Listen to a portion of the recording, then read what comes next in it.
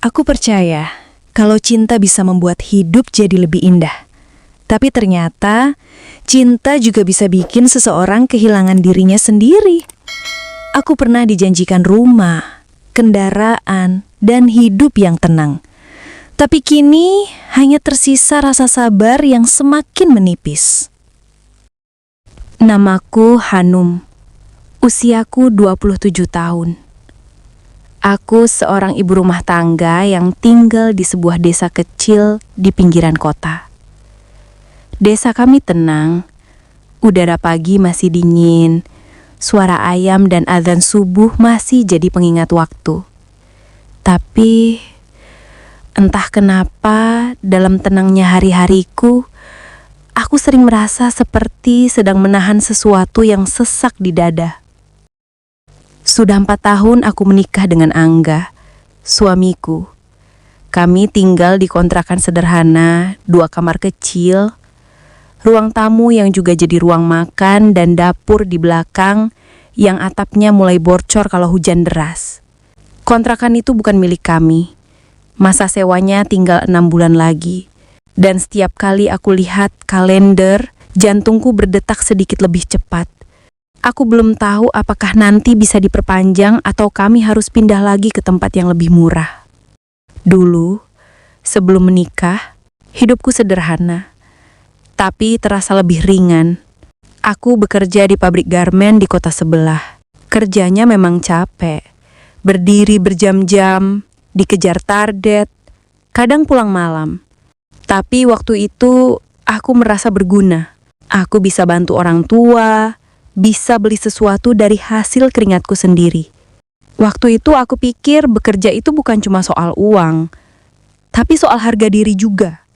Sampai suatu hari, aku kenal dengan Angga. Dia waktu itu kerja di bengkel motor. Sikapnya sopan, suaranya lembut, dan caranya bicara selalu tenang. Aku yang waktu itu belum banyak kenal laki-laki, merasa nyaman. Angga nggak banyak gaya, tapi punya pembawaan yang meyakinkan. Beberapa bulan kenal, kami mulai sering ngobrol. Angga suka cerita tentang mimpinya. Katanya dia pengen punya bengkel sendiri, pengen bangun rumah kecil buat kami nanti setelah menikah. Katanya juga, kalau aku jadi istrinya, aku nggak perlu capek kerja. Aku yang tanggung jawab, Num. Kamu cukup di rumah aja, biar aku yang cari uang. Aku pengen kamu tenang, nggak perlu mikirin kerjaan lagi. Waktu itu, kata-kata itu terdengar seperti lagu yang paling indah di telingaku. Aku merasa istimewa. Aku pikir, inilah laki-laki yang benar-benar siap jadi imam. Dia punya niat baik, punya semangat, punya rencana. Dan aku percaya. Mungkin terlalu percaya. Aku berhenti kerja beberapa minggu sebelum pernikahan kami. Teman-temanku di pabrik sempat bilang, "Hanum, yakin mau berhenti? Sayang loh, udah lama di sini." Tapi aku cuma senyum. Jawabku waktu itu, aku mau fokus bangun rumah tangga. Suamiku nanti nggak mau aku kerja. Mereka cuma saling pandang dan mengangguk pelan. Mungkin berpikir aku terlalu cepat percaya. Tapi aku nggak peduli. Aku bahagia. Waktu itu, semuanya terasa benar. Pernikahan kami sederhana. Diadakan di rumah orang tuaku waktu itu, pakai tenda kecil di halaman. Semua keluarga datang, suasananya hangat.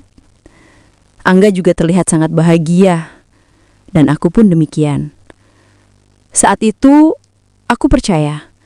Ini adalah awal dari hidup yang aku impikan. Tahun pertama pernikahan berjalan baik-baik saja. Kami masih tinggal di rumah orang tua Angga waktu itu. Aku belajar jadi istri yang baik, bangun pagi, masak, cuci baju, beresin rumah, siapin makan siang buat suamiku sebelum dia ke bengkel. Angga kerja dari pagi sampai sore. Pulang dengan baju kotor dan bau oli. Tapi aku selalu sambut dengan senyum. Karena bagiku, itu tanda dia lelaki yang bertanggung jawab. Kami nggak punya banyak uang, tapi aku nggak masalah.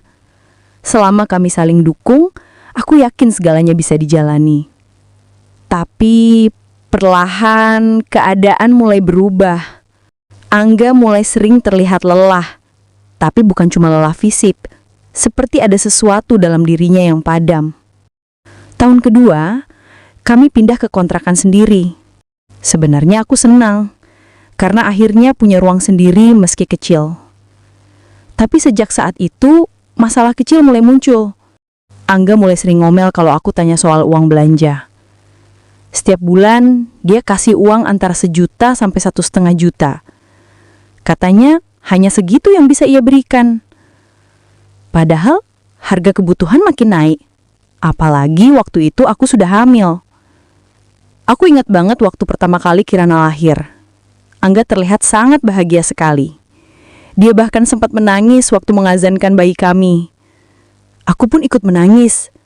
Bukan karena sedih, tapi karena bersyukur. Aku pikir mungkin semua ini akan jadi awal yang baru. Mungkin nanti hidup kami akan berubah. Tapi ternyata perubahan itu nggak pernah benar-benar datang. Setelah Kirana lahir, biaya hidup malah makin berat. Susu, pampers, obat, semua butuh uang. Sementara penghasilan Angga tetap sama, bahkan kadang berkurang. Aku pernah coba bilang pelan, "Mas, apa nggak mau cari kerja lain yang penghasilannya lebih besar? Atau buka usaha kecil?" Tapi jawabannya selalu sama. "Aku udah cocok di bengkel. Lagian semua rezeki udah diatur. Kamu nggak usah mikir yang berat-berat." Waktu itu aku cuma diem. Mungkin dia benar. Tapi makin kesini, aku mulai merasa bukan cuma soal rezeki, tapi soal kemauan. Kadang aku kangen masa-masa aku masih kerja dulu. Bukan karena uangnya, tapi karena aku merasa punya kendali atas hidup aku sendiri. Sekarang, semua tergantung pada Angga. Mau beli sabun pun harus nunggu gajian. Kalau aku mau beli baju baru buat Kirana, aku harus hitung dulu sisa uang dapur bulan itu.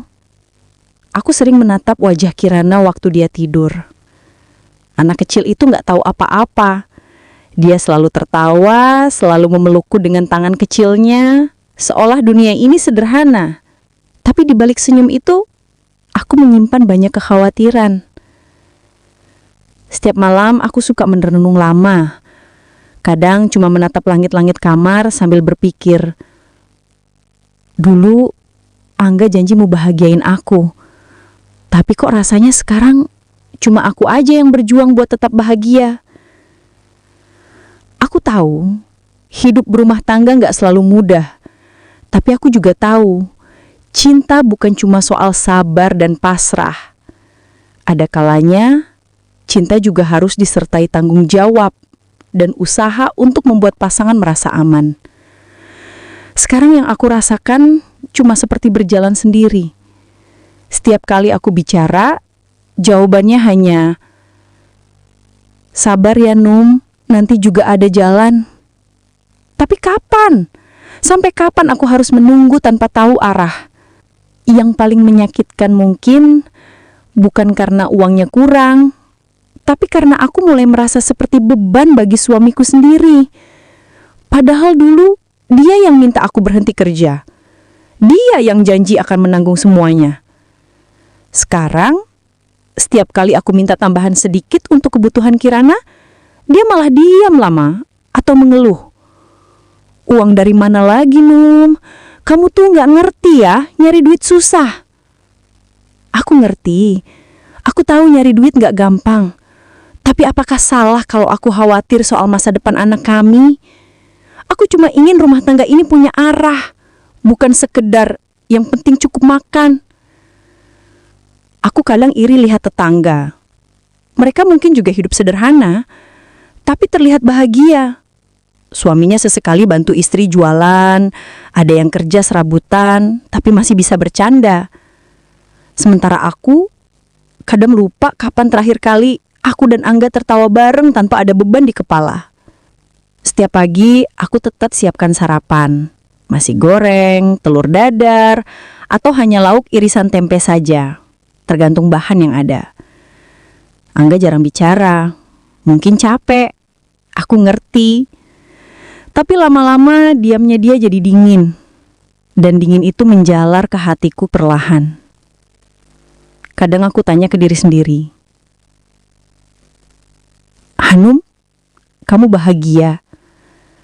Dan anehnya, aku gak bisa langsung jawab. Bukan karena aku gak tahu, tapi mungkin karena aku takut mengakui kenyataan yang sebenarnya. Aku masih mencintai Angga, itu pasti. Tapi cinta yang dulu hangat, sekarang rasanya dingin seperti air yang lama dibiarkan dalam gelas. Masih ada, tapi tak lagi menghangatkan.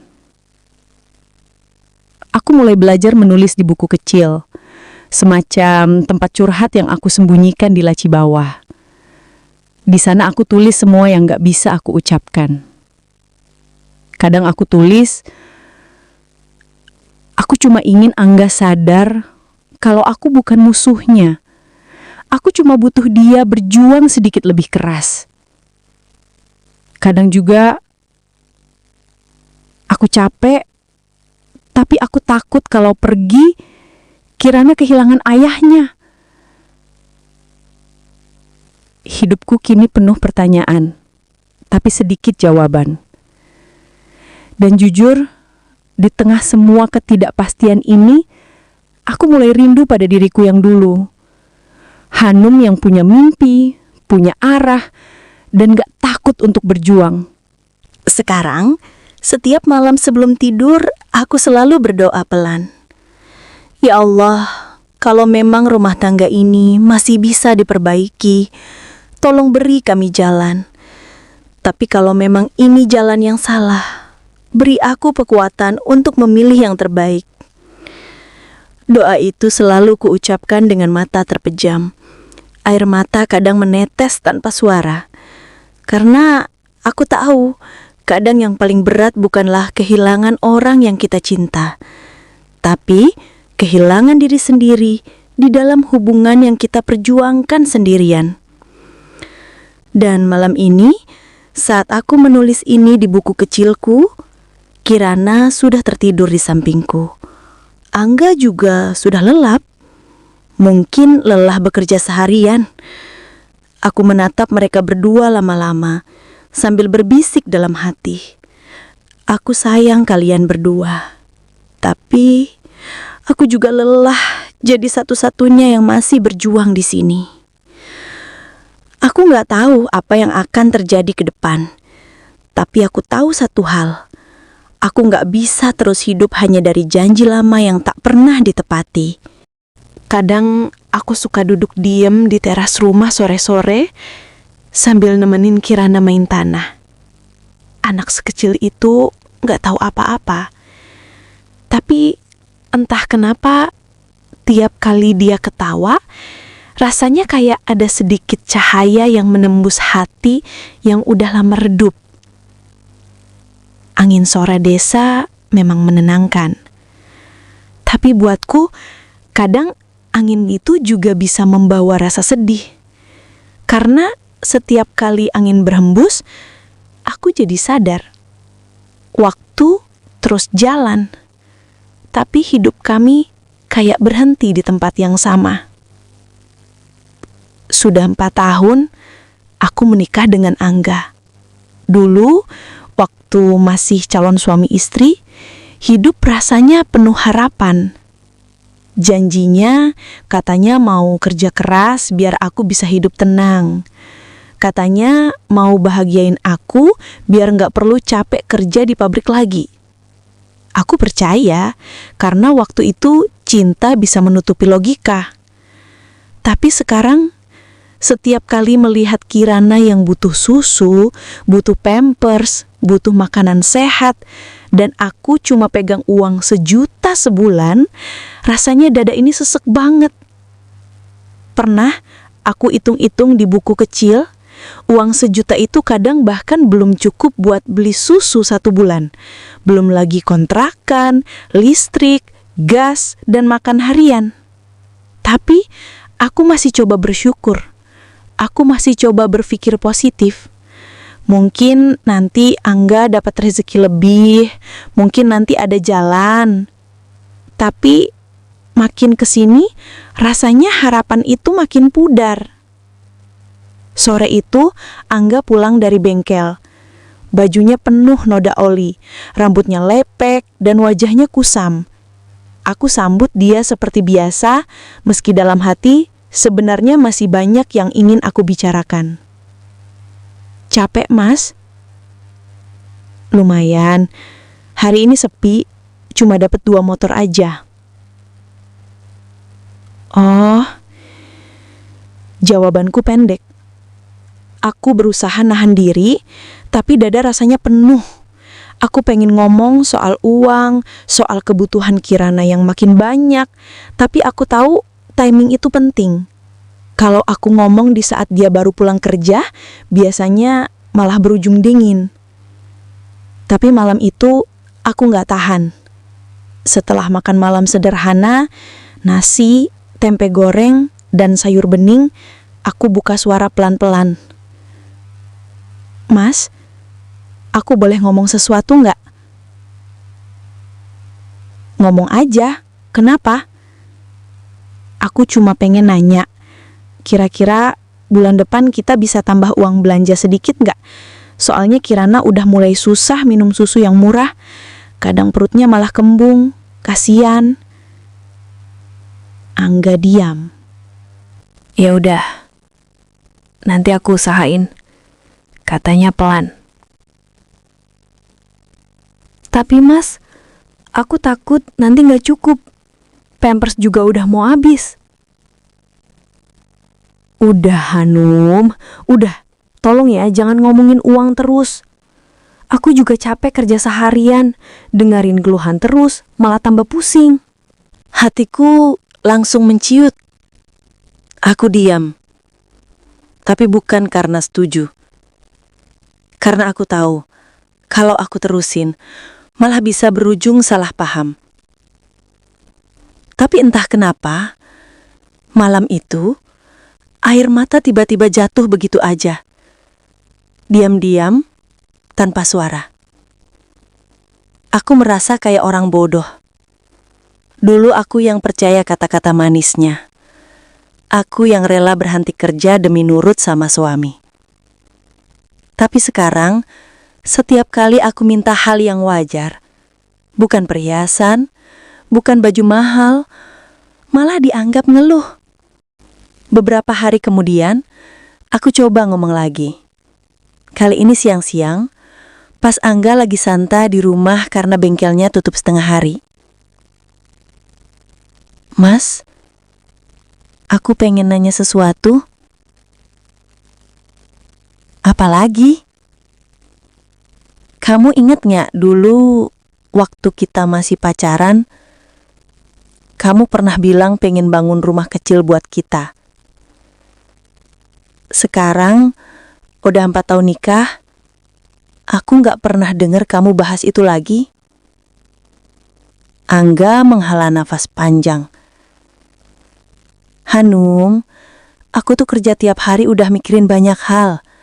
Jangan nambah beban pikiranku dengan hal-hal kayak gitu dulu deh. Tapi Mas, udah Hanum, bersyukur aja dulu. Kita masih bisa makan, masih bisa bayar kontrakan, masih punya anak yang sehat. Banyak orang di luar sana yang lebih susah. Kata bersyukur itu, entah kenapa belakangan ini selalu bikin aku sesak. Bukan karena aku ndak bersyukur, tapi karena kata itu keluar dari mulut seseorang yang aku harap bisa jadi pelindung, bukan sekedar pengingat. Aku butuh tindakan, bukan cuma kalimat penenang. Aku tahu, Angga kerja keras. Tapi kenapa aku merasa dia udah berhenti berjuang lebih jauh? Kayak udah puas dengan keadaan sekarang, padahal keadaan ini jauh dari kata layak. Malamnya aku nulis di buku kecil yang dulu aku pakai buat nyatet uang bulanan. Tapi kali ini aku nggak nulis angka. Aku cuma nulis perasaan. Aku lelah. Tapi bukan karena capek ngurus rumah. Bukan karena ngurus anak. Aku lelah karena harus berpura-pura kuat di depan suami yang seolah gak paham perasaanku. Sampai tengah malam, aku belum bisa tidur. Kirana udah pulas. Tapi pikiranku terus mutar. Aku mikir, dulu kenapa aku percaya begitu aja sama janji Angga? Kenapa aku rela berhenti kerja waktu itu? Waktu aku resign dari pabrik garment, rasanya memang campur aduk. Aku takut kehilangan penghasilan, tapi aku juga pengen jadi istri yang nurut.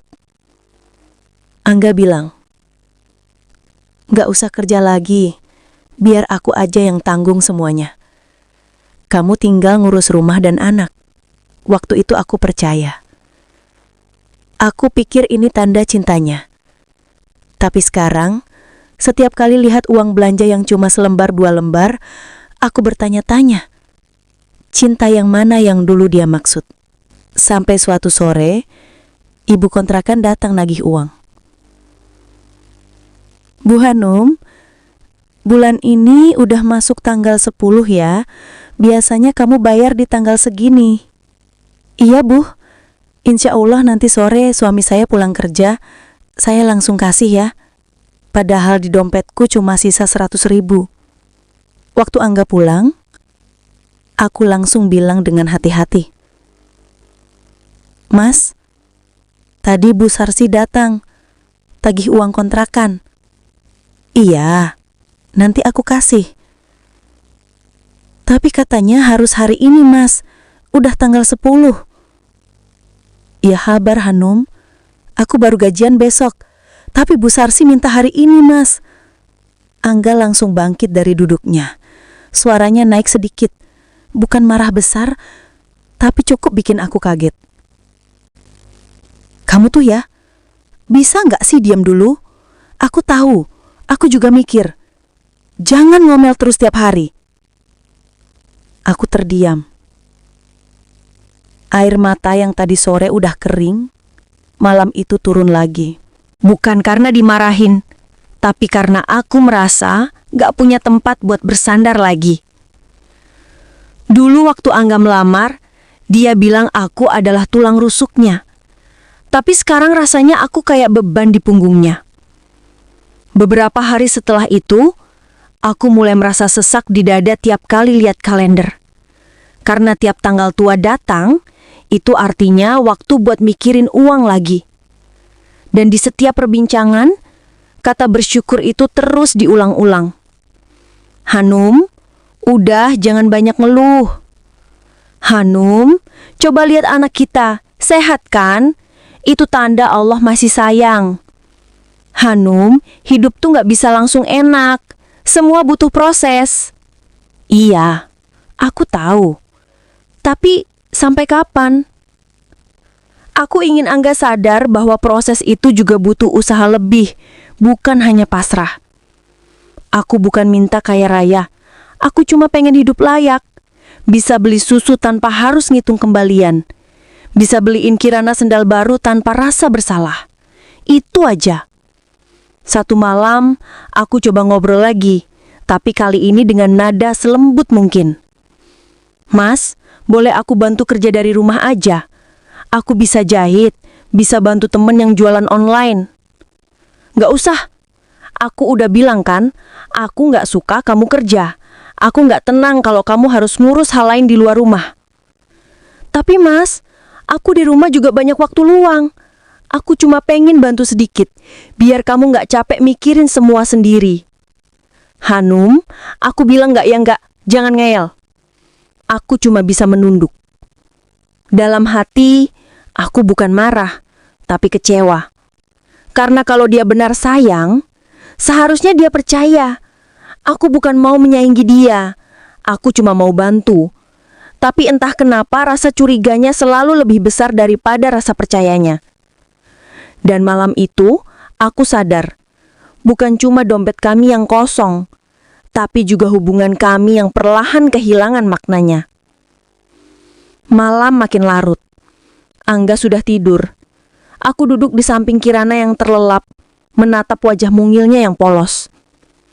Tanganku mengelus lambutnya pelan. Nak, semoga kamu nanti punya hidup yang lebih baik dari Bunda ya. Semoga kamu punya ayah yang bisa kamu banggakan. Air mataku jatuh lagi. Bukan karena benci pada suamiku, tapi karena aku masih cinta, tapi juga kecewa.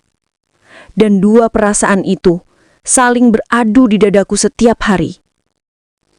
Beberapa hari kemudian, aku ke warung Bu Ratmi, utang dulu susu untuk Kirana. Bu Ratmi cuma senyum iba. Ya udah Hanum, nanti aja bayarnya. Aku tahu kamu orang baik. Tapi waktu aku pulang, rasanya hati ini diremas-remas. Aku benci merasa kasihanin diri sendiri. Tapi apa boleh buat? Aku nggak punya pilihan lain. Sore itu, aku duduk lagi di teras. Kirana main pasir, dan aku cuma melamun. Di kejauhan suara azan maghrib terdengar lembut. Tapi di dalam hatiku, masih ada suara yang lebih keras. Suara pertanyaan yang gak pernah bisa kujawab. Kalau terus kayak gini, aku harus bertahan sampai kapan? Aku bangun setiap pagi dengan rutinitas yang sama. Nyapu, masak, nyuci, mandiin Kirana, lalu menunggu Angga pulang kerja. Dari luar mungkin kelihatan biasa, seperti hidup ibu rumah tangga pada umumnya. Tapi di dalam hati, aku kayak orang yang perlahan kehilangan arah. Setiap kali lihat cermin, aku suka mikir, ini aku, perempuan yang dulu punya impian, yang dulu kerja keras, yang dulu semangat banget buat masa depan. Sekarang wajahku pucat, rambut sering diikat asal, dan mata mulai cekung.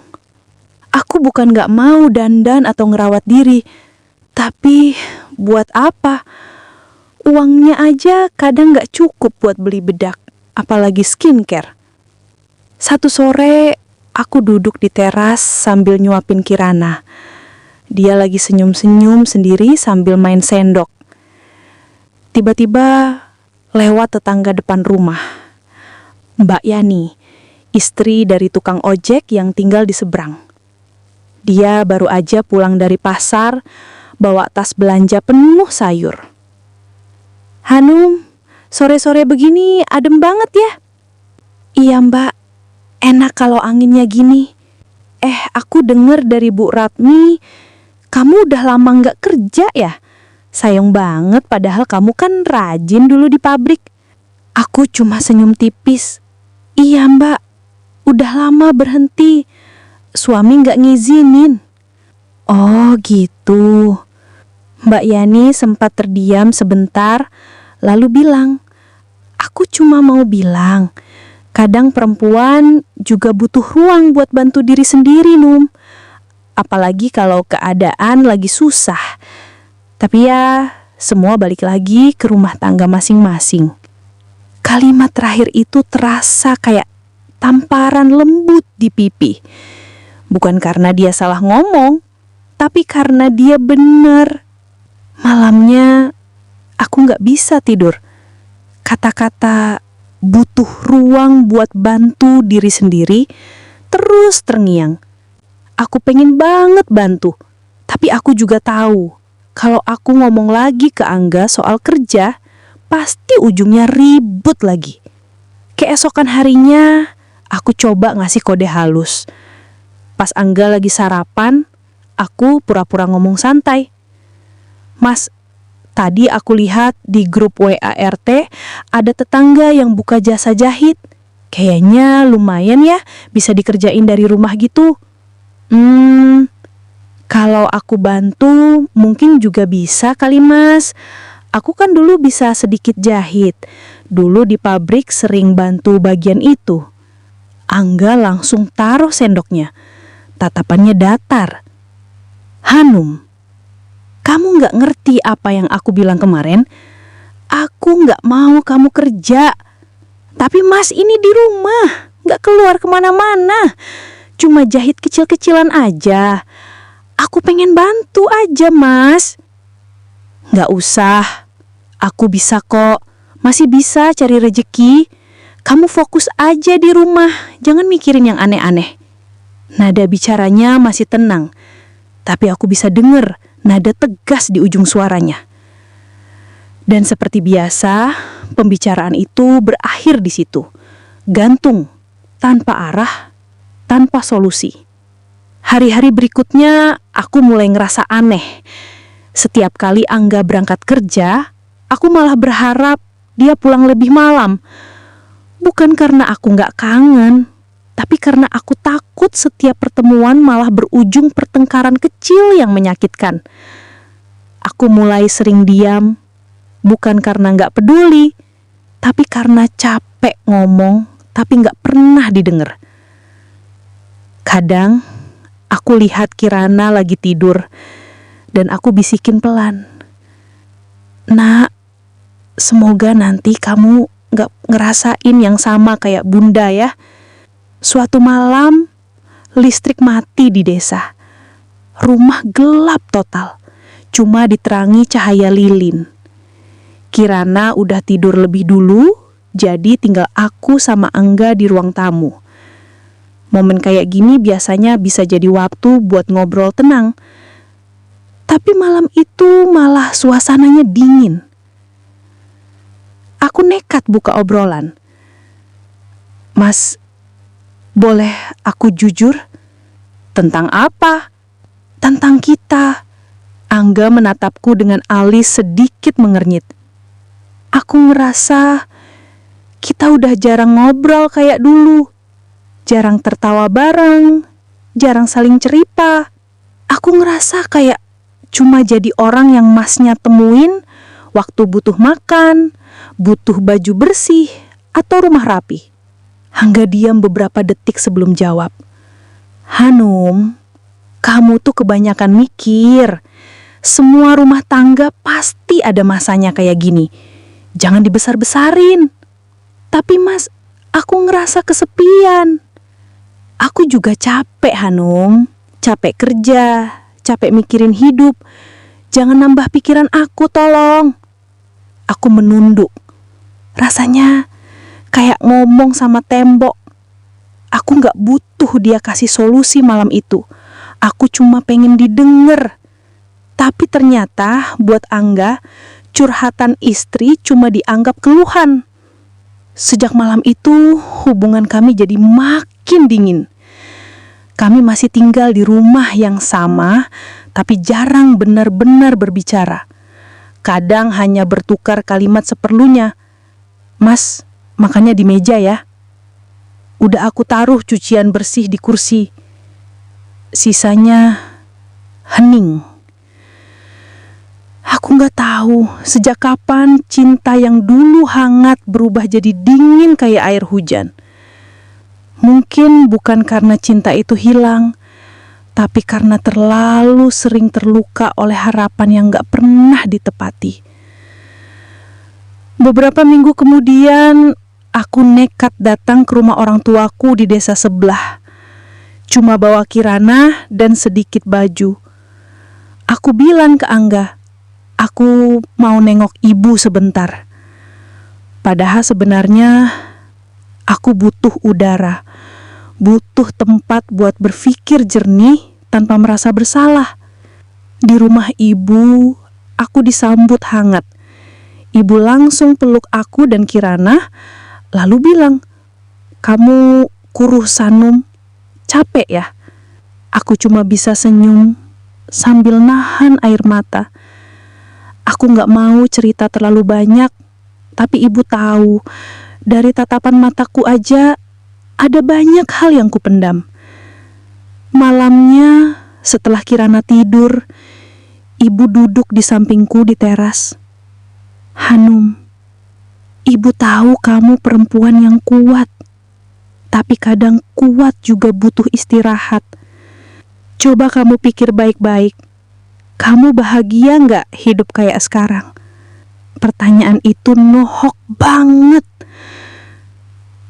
Aku nggak bisa jawab, karena jujur aja, aku udah nggak tahu lagi definisi bahagia itu apa. 3 hari aku di rumah ibu. Selama itu, Angga nggak ngubungin sama sekali. Nggak ada pesan, nggak ada telepon. Aku tahu dia gengsi, tapi tetap aja di sudut hatiku ada rasa kecewa yang dalam. Hari keempat, aku mutusin pulang. Aku nggak mau ibu khawatir terus. Pas aku buka pintu kontrakan itu, rumah itu terasa lebih sunyi dari biasanya. Angga duduk di ruang tamu, main HP, seolah nggak terjadi apa-apa. Udah pulang? Katanya tanpa ekspresi. Iya, ya udah, makan tuh di meja. Itu aja yang dia bilang. Aku berdiri beberapa detik, nunggu dia nanya kabar, nanya gimana Kirana, atau bahkan sekedar kangen. Tapi nggak ada. Dan malam itu aku tidur sambil nahan isak. Mungkin begini rasanya mencintai seseorang yang nggak lagi tahu cara mencintai balik. Hari-hari berikutnya, aku mulai benar-benar kelelahan. Aku masih masak, masih bersihin rumah, masih jaga Kirana. Tapi semuanya kayak otomatis. Hatiku udah nggak ikut di dalamnya. Kadang aku mikir, apakah ini yang dimaksud orang-orang dengan pernikahan adalah ujian? Tapi kalau ujian ini nggak pernah ada akhirnya, apa aku harus terus bertahan tanpa nilai lulus?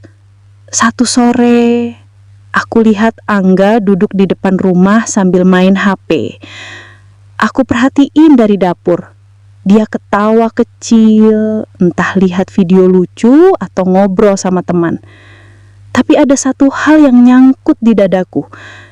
Dia masih bisa tertawa, sementara di dapur aku cuma bisa menangis diam-diam. Aku sadar kami udah hidup di 2 dunia yang berbeda dalam satu atap. Entah sudah berapa lama aku menatap kosong begitu. Tapi malam ini rasanya dadaku penuh. Seperti ada sesuatu yang menumpuk dari hari-hari yang lewat tanpa sempat aku tumpahkan. Aku lelah. Tapi bukan lelah karena pekerjaan rumah. Aku lelah menahan perasaan yang gak pernah bisa benar-benar aku ceritakan ke siapa-siapa. Angga belum pulang.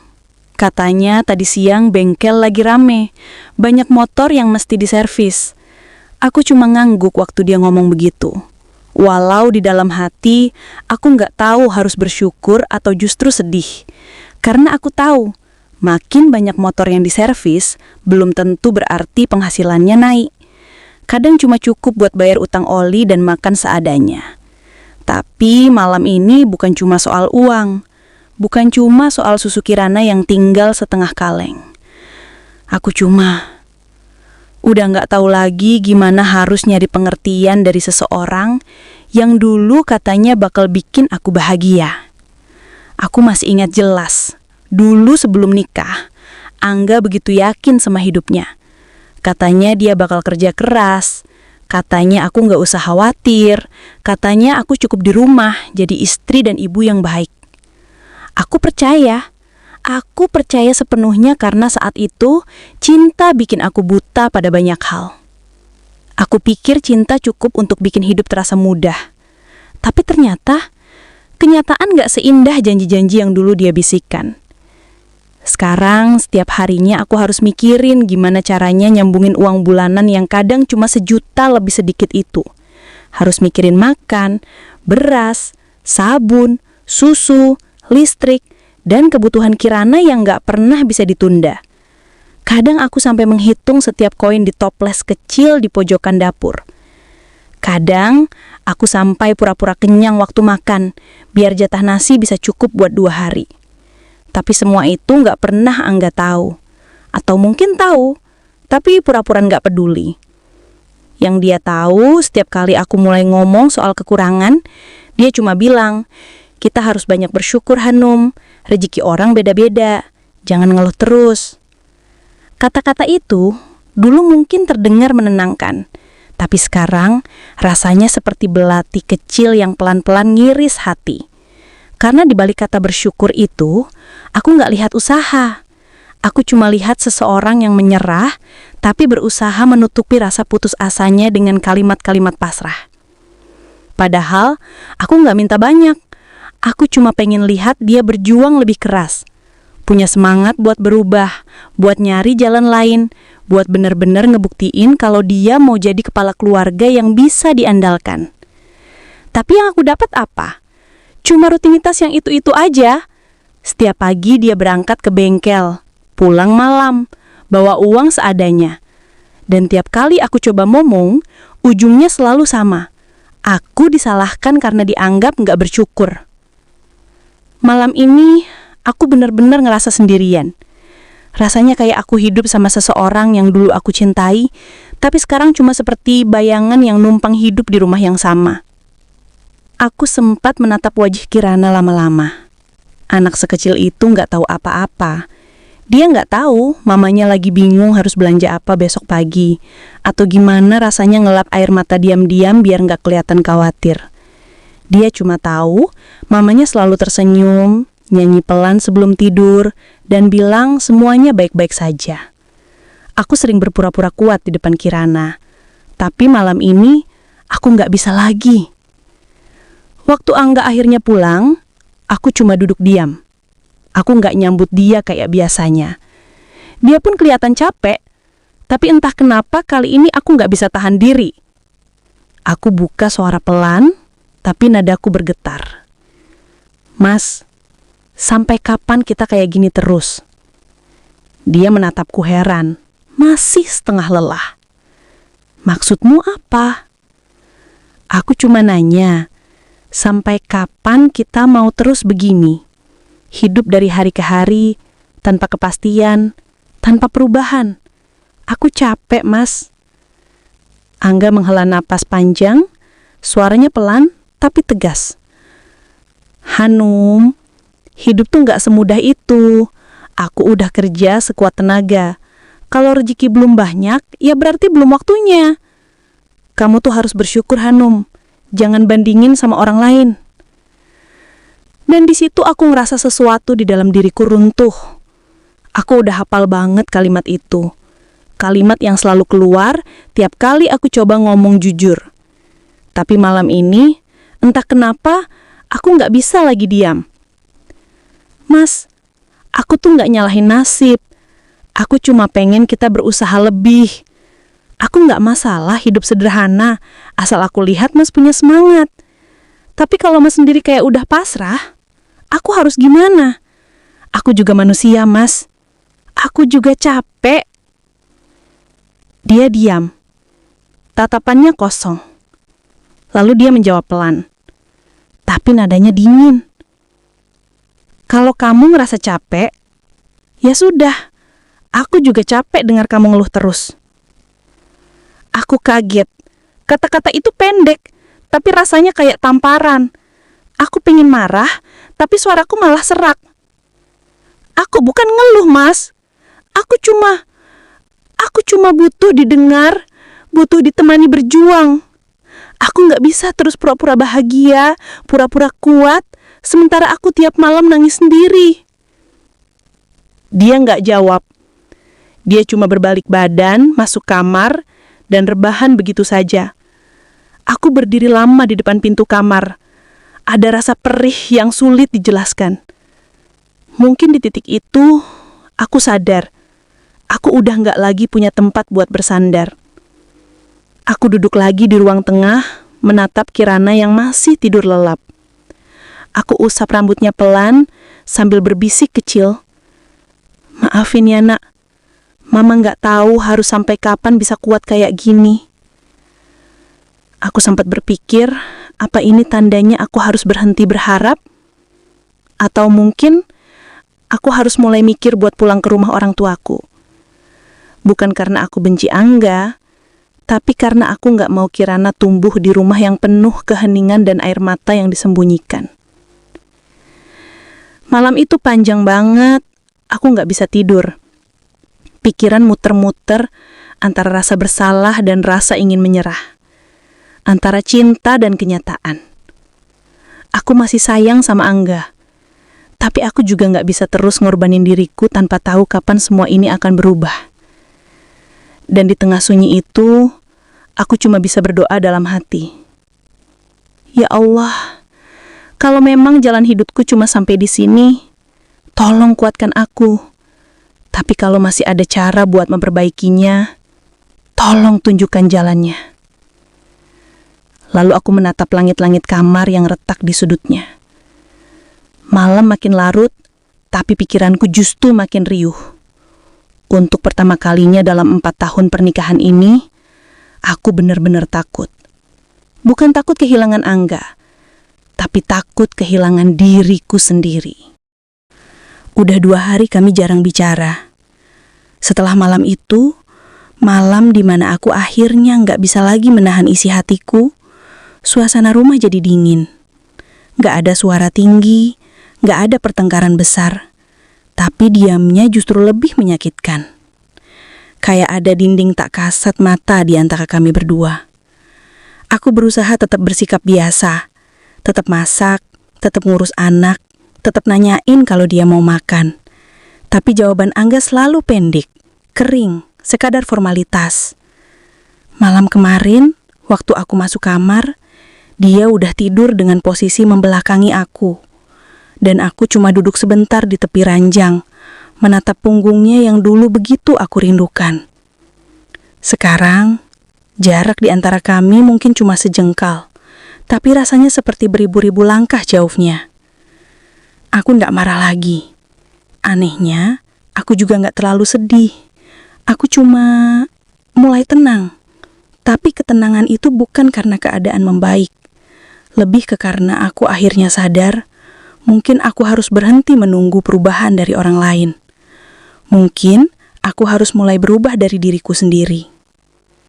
Hari ini aku cuma diam, membiarkan waktu berjalan pelan.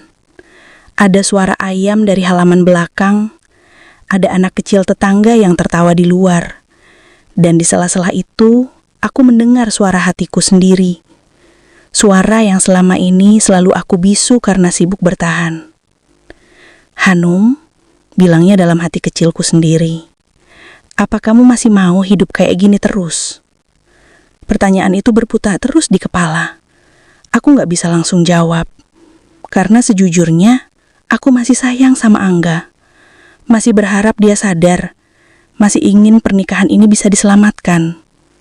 Tapi di sisi lain, aku juga tahu, aku nggak bisa terus hidup dalam lingkaran yang sama, di mana aku selalu jadi orang yang mengalah, sementara dia terus bersembunyi di balik kata bersyukur. Aku nggak menyesal menikah dengannya. Dulu, dia laki-laki yang aku pilih dengan hati penuh cinta. Tapi sekarang, aku mulai sadar, mencintai seseorang juga berarti harus tahu kapan berhenti menyakiti diri sendiri. Siang itu, aku akhirnya memberanikan diri buat nelpon ibu. Suaranya langsung terdengar hangat begitu aku bilang, "Halo Bu?" Ibu langsung tahu ada sesuatu. Entah kenapa, suara orang tua memang selalu bisa menembus pertahanan yang paling rapuh. "Ada apa, Nak?" Suara ibu lembut banget, tapi di telingaku rasanya kayak pelukan. Aku diam sebentar, nahan tangis yang tiba-tiba pengen keluar. "Ibu, aku cuma pengen cerita. Aku nggak minta disalahin siapa-apa. Cuma pengen ngomong aja." "Ya sudah, ngomong aja, Nak. Ibu dengerin." Dan di situ aku akhirnya cerita semuanya.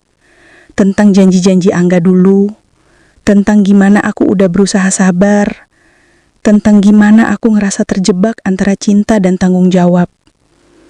Ibu cuma dengar, sesekali menarik napas panjang.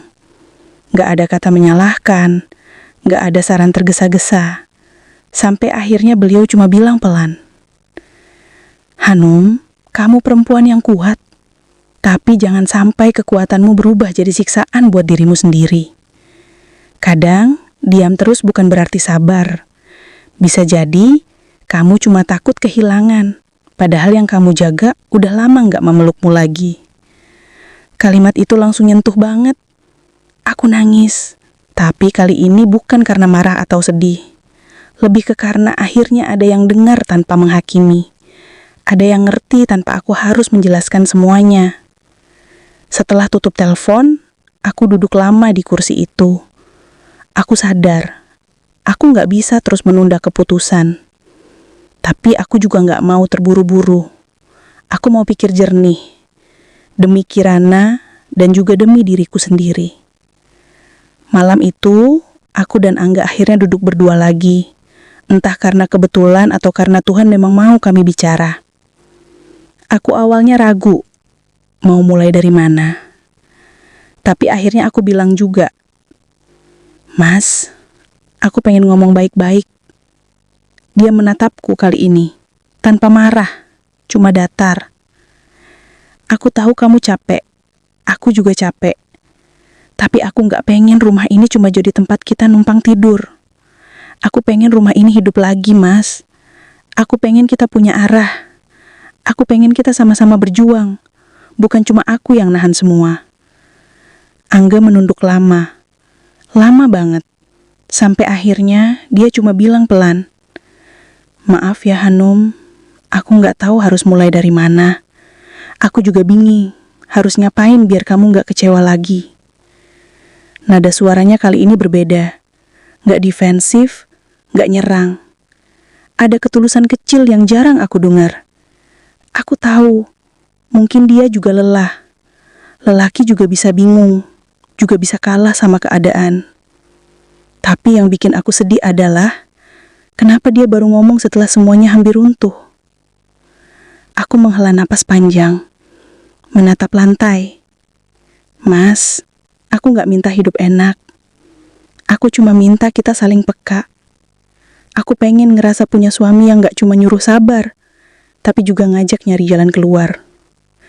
Aku pengen kita benar-benar satu tim. Karena kalau terus begini, aku takut suatu hari aku berhenti berjuang. Setelah itu kami lama diam.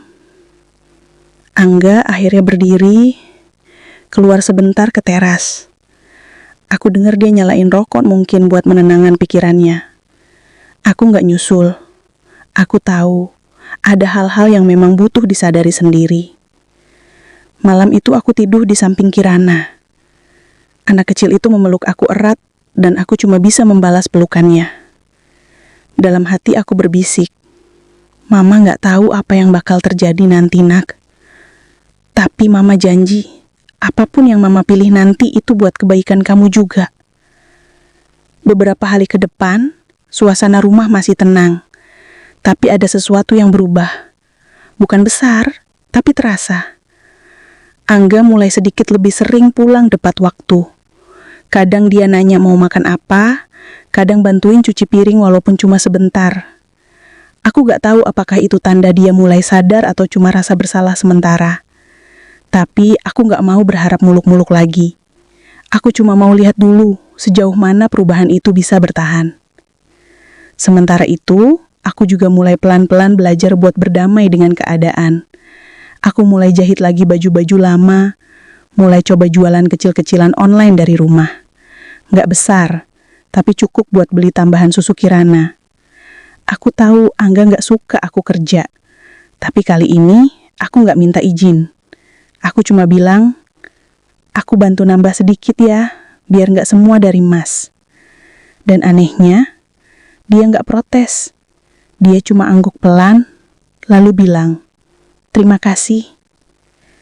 Kata makasih itu sederhana, tapi malam itu aku nangis pelan di dapur. Bukan karena sedih, tapi karena baru kali ini dalam waktu yang lama aku ngerasa dihargai. Hari berganti hari. Aku gak tahu apa masa depan kami masih panjang atau tidak. Tapi sekarang, setidaknya aku tahu satu hal.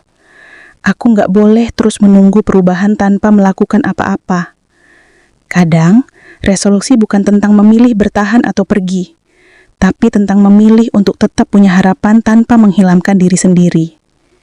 Dan kalau nanti pun akhirnya aku harus pergi, aku mau pergi dalam keadaan tenang, bukan karena benci, Tapi karena aku udah selesai berjuang.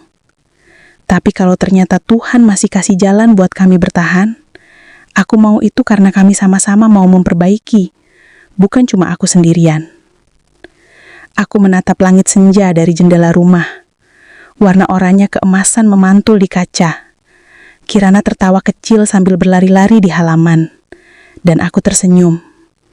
Entah kenapa, senja itu terasa berbeda. Masih sama sederhana, tapi kali ini gak sesepi kemarin. Entah sejak kapan aku mulai berhenti marah. Bukan karena semuanya membaik, bukan juga karena aku sudah benar-benar ikhlas. Tapi mungkin karena aku sudah terlalu lelah untuk merasa apapun. Hari-hari belakangan ini terasa datar. Aku tetap melakukan hal yang sama. Bangun pagi, nyapu halaman, nyuci piring, mandiin Kirana, masak buat makan siang, nungguin Angga pulang. Tapi semuanya seperti berjalan dengan pola yang sama, tanpa warna, tanpa semangat.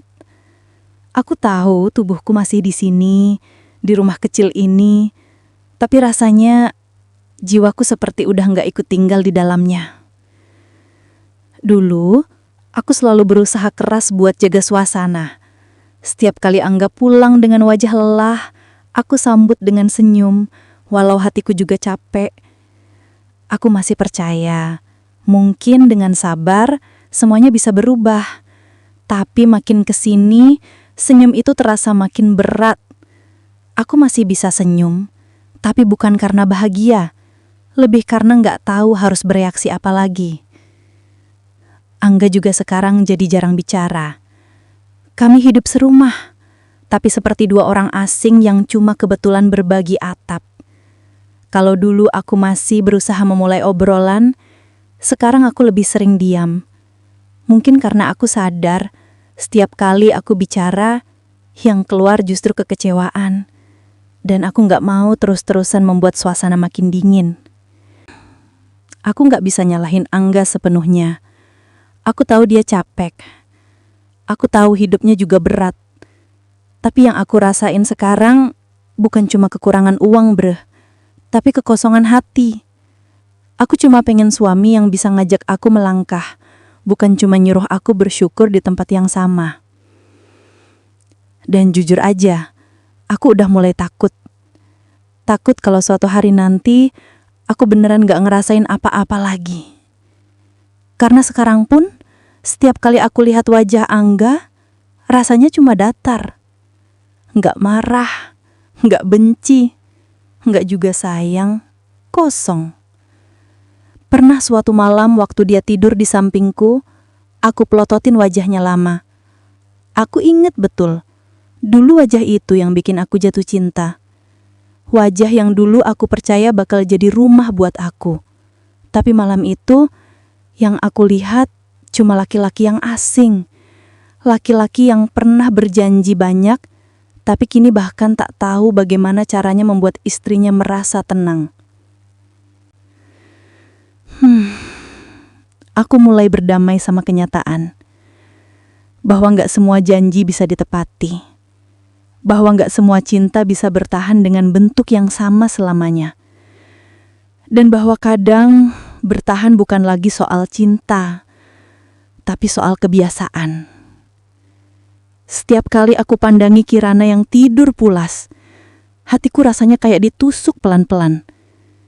Dia masih kecil, dia gak ngerti apa-apa. Tapi aku tahu anak sekecil itu bisa ngerasain aura di rumahnya. Aku takut kalau aku terus pura-pura bahagia, dia tumbuh dengan contoh bahwa wanita harus selalu diam, walau hatinya luka. Aku gak mau dia mikir bahwa bersyukur berarti berhenti berjuang. Beberapa malam terakhir, aku sering sholat lebih lama dari biasanya. Bukan karena aku religius banget, tapi cuma di situ aku bisa nangis tanpa takut dilihat siapapun. Aku cerita semuanya ke Tuhan. Hal-hal yang bahkan gak bisa aku ceritain ke Angga. Aku bilang, aku pengen kuat, tapi aku juga manusia. Aku bilang, aku pengen terus sabar. Tapi kalau sabar cuma bikin aku mati pelan-pelan, Aku nggak tahu lagi harus gimana. Pernah suatu sore, Angga pulang lebih cepat dari bengkel. Dia duduk di depan TV, nonton acara komedi, ketawa kecil. Aku lihat dia dari dapur, terus entah kenapa hatiku malah sesek. Karena di saat dia bisa tertawa, aku cuma bisa berdiri di situ, ngerasa asing di rumah sendiri. Dia nggak tanya aku kenapa, dia nggak sadar mataku sayu. Dan mungkin memang udah nggak ada yang perlu dijelasin lagi. Sekarang, setiap kali aku ngelihat mata Kirana, aku cuma bisa bilang dalam hati, "Nak, Mama lagi berusaha, entah buat bertahan, entah buat berani pergi nanti. Tapi yang jelas, Mama ndak mau kamu tumbuh dalam rumah yang nggak punya kehangatan." Malam-malamku kini lebih sering sunyi. Aku nggak lagi nunggu Angga ngajak ngobrol. Aku juga nggak berharap dia tiba-tiba berubah. Aku cuma belajar buat nggak berekspektasi apa-apa. Karena semakin besar harapan, semakin besar juga kecewa yang datang. Aku masih masak tiap pagi, tapi nggak lagi mikirin menu kesukaan Angga. Aku masih nyetrika bajunya, tapi udah nggak ngerasa bangga kayak dulu. Aku masih ngurus rumah ini, tapi bukan karena cinta, tapi karena tanggung jawabku sebagai ibu Kirana. Dan di sela-sela itu semua, aku mulai pelan-pelan nyiapin diri. Bukan nyiapin koper atau tas, tapi nyiapin hati. Aku mulai mikir, kalau suatu hari nanti aku nggak kuat lagi, aku harus berani pilih. Entah tetap di sini dengan hati yang udah mati, atau pulang ke rumah di mana aku bisa nafas lagi. Tapi malam ini, aku masih di sini. Masih duduk di lantai, di sebelah randang kecil kami.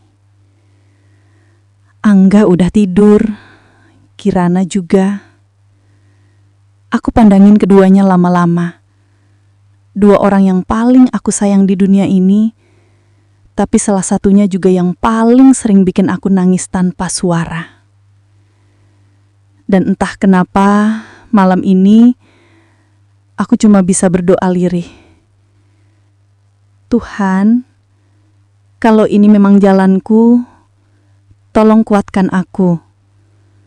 Tapi kalau Engkau tahu aku udah terlalu hancur, tolong kasih aku keberanian buat memilih jalan yang benar. Aku nggak tahu besok akan gimana. Tapi yang aku tahu, aku udah mulai siap. Bukan buat pergi, tapi buat berhenti takut. Karena mungkin dari situ nanti aku bisa mulai nemuin diriku lagi. Untuk kalian, aku cuma mau bilang, gak apa-apa kalau kamu capek. Gak apa-apa kalau kamu sempat ngerasa pengen nyerah. Kita manusia, kita boleh lelah. Tapi jangan pernah berhenti buat menghargai diri sendiri. Karena gak ada satupun orang yang pantas kehilangan dirinya demi cinta yang cuma hidup sepihak. Malam makin larut. Angga udah tidur, Kirana masih di pelukanku. Aku pandangi langit dari sela tirai jendela. Bintang-bintang di atas sana kayak titik kecil yang jauh, tapi tetap bersinar meski sendirian di langit luas. Dan entah kenapa, malam ini aku pengen belajar dari mereka. Mungkin aku juga bisa seperti itu. Tetap bersinar, walau gak punya tempat yang pasti buat bersandar. Aku tarik napas pelan, dan untuk pertama kalinya setelah sekian lama, aku bilang dalam hati, Hanum, kamu boleh lelah, tapi kamu gak boleh hilang. Karena mungkin yang paling menyedihkan dari cinta bukan saat seseorang pergi, tapi saat kita kehilangan diri sendiri demi orang yang bahkan gak sadar sedang melukai. Jadi malam ini, aku gak nulis rencana apa-apa. Aku gak nyiapin tas, gak mikirin besok harus gimana. Aku cuma mau kasih waktu buat hatiku istirahat. Aku mau ngerasain tenang walau sebentar, karena aku tahu perjalanan ini belum selesai. Aku nggak tahu apa yang akan terjadi nanti. Mungkin aku masih di sini, mungkin aku akhirnya pulang. Tapi apapun itu, aku pengen ngelangkah dengan kepala tegak, bukan dengan hati penuh sesal. Kalaupun aku pergi suatu hari nanti, aku pengen Kirana tahu ibunya pergi bukan karena menyerah, tapi karena memilih untuk mencintai diri sendiri setelah terlalu lama lupa caranya. Dan kalaupun aku tetap di sini, aku mau terus belajar. Gimana caranya tetap hidup walau hati udah gak utuh. Aku gak tahu jawabannya sekarang. Tapi mungkin gak semua cerita butuh akhir yang jelas. Kadang cukup dengan keberanian buat terus melangkah meski langkah itu belum tahu arah. Aku peluk Kirana lebih erat malam ini, kubisikkan pelan di telinganya. Nak, apapun nanti yang terjadi, Mama janji bakal selalu berjuang buat kamu. Lalu aku pejamkan mata, membiarkan air mataku jatuh lagi. Bukan karena sakit, tapi karena akhirnya aku sadar. Mungkin inilah cara Tuhan ngajarin aku. Bahwa kehilangan kadang perlu supaya kita tahu arti menemukan. Bahwa diam juga bisa jadi bentuk keberanian. Dan bahwa cinta sejati kadang bukan tentang siapa yang kita genggam, tapi tentang siapa yang masih bisa kita doakan meski hati udah tak lagi bersama. Malah makin sunyi. Dan di dalam sunyi itu, aku akhirnya berani berkata pada diriku sendiri, mungkin belum sekarang, tapi suatu hari nanti aku pasti bisa pulih.